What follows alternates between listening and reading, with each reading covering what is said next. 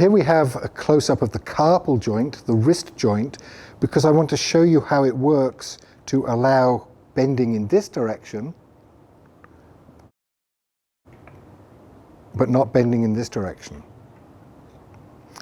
And it's all primarily to do with the shapes of the bones with the help of some ligaments. So notice that we've got the lower end of the radius, the arm bone. We've got a top row of carpals, there's 4 of them. This one forms a nice lever for some muscles coming down here and there, and they come to this lever and then ligaments continue them, so those muscles will help bend the joint.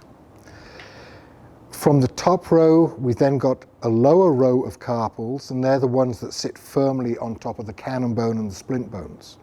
So we've essentially got 3 joints, a joint here, a joint here, and a joint here. Look what happens when we now bend, if I can make this behave, and this is behaving nicely. This joint does nothing.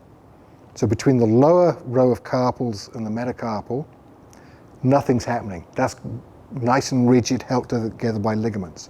But this joint opens right up, as does this joint. So these 2 joints open up to allow the bending backwards, but when the joint comes into a straight position, these open areas now close up and they lock to prevent it going any further. So this is a function that our carpal bones do not have, of acting as a stop, a door stop, to prevent any further motion in this direction. A consequence of this function of straightening and stopping is that if it happens too quickly while the animal is running, or if the animal does actually go over on the knee, you get excess pressure and you can chip off chips or even great slabs, particularly of this first row of carpal bones. And slab fractures of these are actually quite common, particularly in racing horses and jumpers.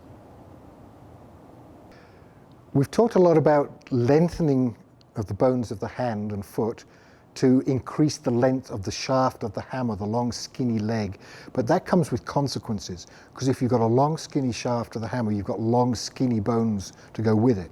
And even though the cannon bone is fairly robust, it is still long and skinny compared to the weight of the animal. And at this point, when I'm doing public talks, I pull out a piece of chalk and I hold it up and I say, this is a cannon bone. And one year, a lady in the front row leant forward very quizzically and said, that was an awfully small horse. So this is not a cannon bone. This is a piece of chalk representing a cannon bone. And just so you can see it better, I'm going to swap in a blue one rather than a white one. So here's a cannon bone. It's very strong in compression. I can squeeze it from end to end as hard as I can. If I was a ballerina, I could probably balance it on the ground and stand on tiptoe right on top of it, and it would take my weight. It's very strong end to end. As soon as you get any kind of bend or twist, pop. And that's what happens with cannon bones. And in a study of zebra in Africa, 15% of wild zebra were found to have broken cannon bones.